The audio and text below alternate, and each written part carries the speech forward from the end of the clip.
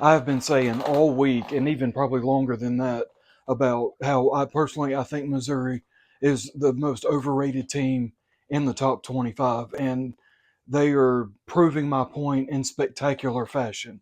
Missouri, Luther Burden has been almost non-existent. If he doesn't show up any more in the second half than he did on the first half, they're going to end up putting him on a milk carton. We haven't seen.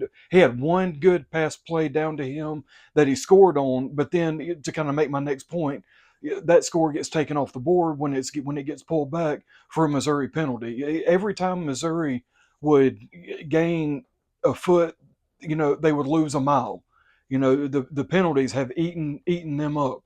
Um, Whether your lineman down the field, pass interference, whatever you name it, they've done it in this first half.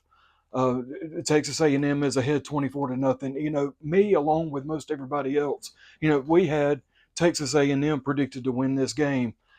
Not really like this. However, at the same time, I'm glad this game is playing out the way it is, because, like I said, I've said more than once, Missouri is getting too much credit for not a whole lot of work. Now, I don't have anything personally against Missouri. I don't, but it's just bad for the whole thing. The college football and the AP, poll when a team is kind of shoved down everybody's throat as far as being, obviously, what was supposed to be a top 10 team and nothing, while at the same time, Texas A&M finally breaks in, tied with the number 25 slot, and Texas A&M is moving the ball at will.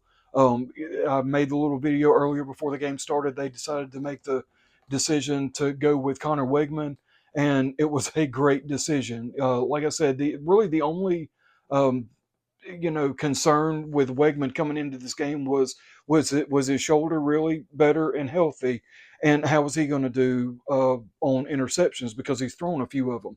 He almost threw one, but that was kind of a weird play that kind of broke down on him anyway. So I'm not really gonna fault him with that. But he's thrown for more than 180 yards and completed the vast majority of his passes. Up front, the lines of scrimmage, Texas A&M is making Missouri look like a high school. They really are. They are pushing them around. Uh, Missouri's quarterback has been sacked at least two or three times. I mean, they are getting to him, and when they're not getting to him and actually sacking him, they're pressuring him. He hasn't been comfortable in the pocket the entire game thus far in the first half.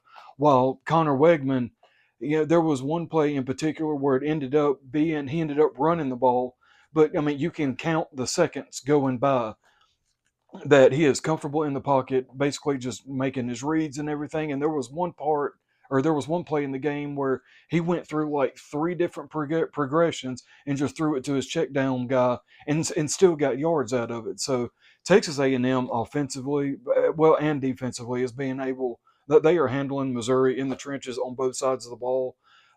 This is about to be a blowout. I think Texas A&M went into this game knowing that this was going to be a statement game, that it needed to be a statement game, and they're turning it into one. And Missouri doesn't have an answer for it. They've showed Luther Burden, and Brady Cook on the sidelines, and they're just sitting there, literally just kind of reclined back, lounged back on the bench with their heads back, like, we don't have an answer for this. We don't, our offense, we can't move the ball, and Missouri, going just on face value of this whole thing, Missouri, they're coming across like a really offensively, like they're a one-dimensional team. Not against a team like A&M, you're not going to get anything like you're not going to get anywhere like that. So, but for me, an entertaining first half, because A&M is showing off what their true potential is, like what they're really capable of doing on both sides of the ball, and Missouri's just straight up getting exposed. That's all there is to it. Missouri only, and correct me if I'm wrong, but I don't think I am. Missouri only had one first down the entire first half, maybe two, but one or two first downs, and I believe Missouri ended the half with less than 100 yards of total offense.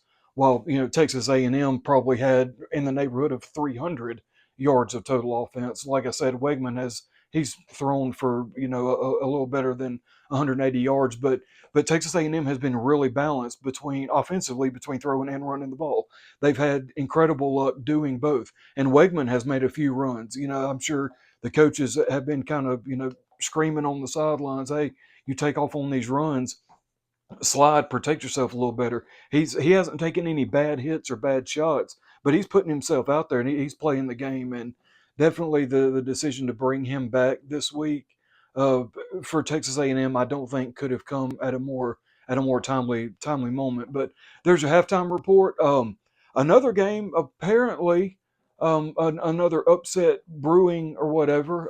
SMU is at Louisville, playing Louisville, and last time I saw, SMU was winning that game. Louisville was struggling a little bit, so yeah, SMU may be turning themselves into a legitimate power in the ACC. So we'll see what happens with Miami tonight when they play Cal. But if you would have told me, obviously, if you would have told anybody with any kind of knowledge or common sense back at the beginning of the season that, hey, in week 6, two of the top teams and all of the ACC are going to be SMU and Miami, and we would have laughed at you and been rightfully wrong, and we would have had to we would have had to eat that. But here we are, So SMU could very well pull off the upset against Louisville, but we'll see that game in progress as well.